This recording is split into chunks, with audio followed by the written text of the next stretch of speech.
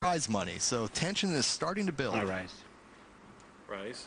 Fitz going to raise here to 18,000. That's a rather large raise, Barry. The blinds are 1 and 2,000. The typical raise would be to like 6 or 7,000.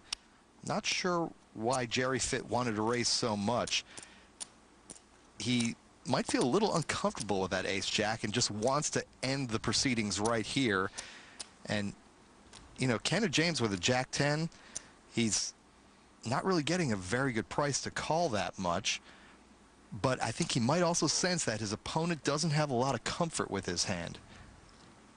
But he does call. Try to make an honest man out of Jerry Fitt. And James catches a pair here. Check. And checks. And Fitt bets 20,000 into James. See if that scares him off. Not at all. Not for an instant. Now the turn, a queen on the turn. That's a real good card for Kenneth James. You know, either he was beat on the flop, his opponent already had his pair of tens beat, or that queen did nothing. Check. Check. Fitt checks. As does James, a 7 on the river. I think James might be suspecting now his 2-pair is in fact the best hand, and he might want to value bet here.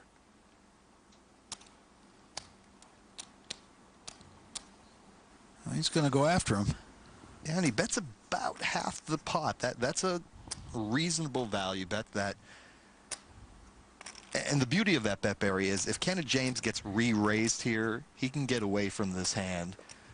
And wow, Jerry Fitt folds the ace-jack, and James, I think, knew all along he had the best hand, but deep down, he's pretty happy that he didn't get called there. He'd rather just take down the pot. That's the first hand I can remember Jerry Fitt playing, I don't want to use the word carelessly, but at least somewhat carelessly.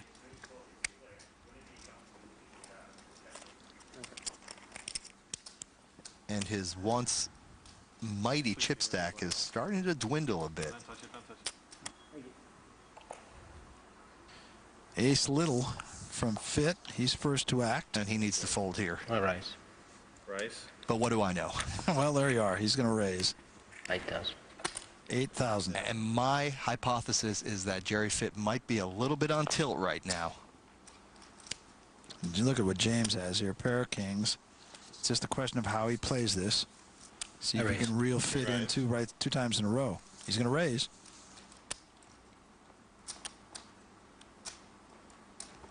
Fitt in early position made a standard raise to 8,000. James, that's another 40,000. So it's 48,000 total. Nobody else is going to want to play unless they look down and find a big hand. No. Jerry Fitt can't call. When the action gets back around to him, he cannot call an additional 40,000 with an ace-3. And that's one of the reasons why you don't want to play that kind of hand in early position. You haven't got your hat on. You haven't got your hat on, he says to Kenneth James. Now James, of course, will put it on. There you go. Onus is still on Jerry Fitt. And I think his decision has been made already. He just wants to see the two different looks of Kenneth James. Chapeau and no. I think it's looking pretty much the same to him.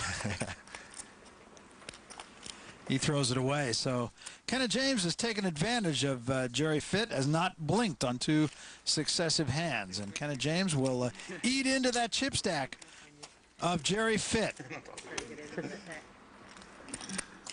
Tough way to make a living. Very hard. Well, it's been easy money for him the last 2 hands. We got a lot more poker to play here in Melbourne, and we're coming back. Don't go anywhere.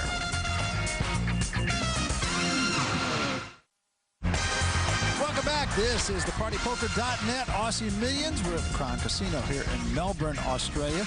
And a James back-to-back winner before we went away to break. Phil Ivey, get rid of that Jack-5. James a 10-4 suited. 65. 65. 100 or 1,000? 6,500. Enough to get Liebert out. Well, Let's see what Martinelli does with this ace-10. We haven't seen Mr. Martinelli get involved in any hand yet. And the streak continues. Still won't, that's right. Cairns won't play either. Galanis gets out of the way. Well, Fitt has been the guy who has stared James down to no avail. 2 players. And he will again. And he's the favorite right now. 6, 7, 8 on the flop. Check. What Kenna James has going for him, though, is position. And in no limit hold'em, that is a mighty attribute to have, getting to go last. Little pair for James on the turn. Check. And the river is a 7. So James with his 2 pair. Check from Fitt. Token bet 10,000. That bet surprises me, Barry, because I don't think Kenna James gets called there unless he's beaten. In this case, he wasn't, so he doesn't get called. So there's not a lot of value in betting there. The only way he's going to get called is if he's losing. Which he's not been doing. Kenna James has been on a roll. Let's take a look at the chip count. Kenna James has now gotten within 44,000 of Phil Ivey. Jerry Fitt is still hanging around at 221,000. Martinelli, Cairns, short stack, Galanis with 57,000. Lieber not much better at 62. What has been a tough table is about to get tougher. Jamil Dia, who was the 2005 champion in this event. And here we are in the Shark Tank. You thought the aquarium was across the street. Galanis, who when he sat down at this table said, wow, has got to feel he's in a little more high cotton than he was. 8,000. Raise. 8,000. And Dia says, hello, gentlemen. Let's raise the price a little bit. And lady, excuse me. Yes, and the lady hasn't had much to play. And, you know, having, oh, there's an ace-king for Martinelli. Maybe this is the time that he raise. wants to put those chips into play. He's going to raise, he says. Doesn't look like a confident player, does he? I'll go all in. All in. Sorry? All in. Yep. That's all in. Dia raised to 8,000. Martinelli pushes about 40,000, so it's going You to got done. cost Dia about 30, 33,000 more. 20, 23, 33, 34.5, 35,500. 35,500 more to call. Yeah, cool. And he's going to call. 10 cards. He is the defending champion in this event. Feels very confident, needless to say. Good luck. It's the coin flip, but the pair of tens really is a clear favorite here. Dia gets all the money in with the best hand. And now the flop. Oh, and it got better. My goodness, did it get better? Martinelli's going to need running kings or running aces. What's a dealer? Yeah, how about it? What's a dealer? What a man? dealer, he 5 seconds says. of fame are over. And a 5, and that's going to do it. And Dia is going to eliminate Bernard Martinelli. So it's hello for Dia and goodbye for Martinelli. Thanks, guys. Thanks, man. Thank you.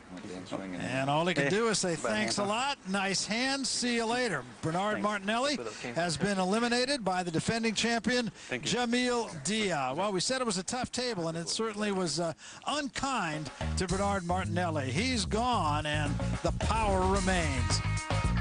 That's a wrap for us for this portion of the PartyPoker.net Aussie Millions. For my partner, Michael Koenig, I'm Barry Tompkins. We'll see you next time from Melbourne, Australia.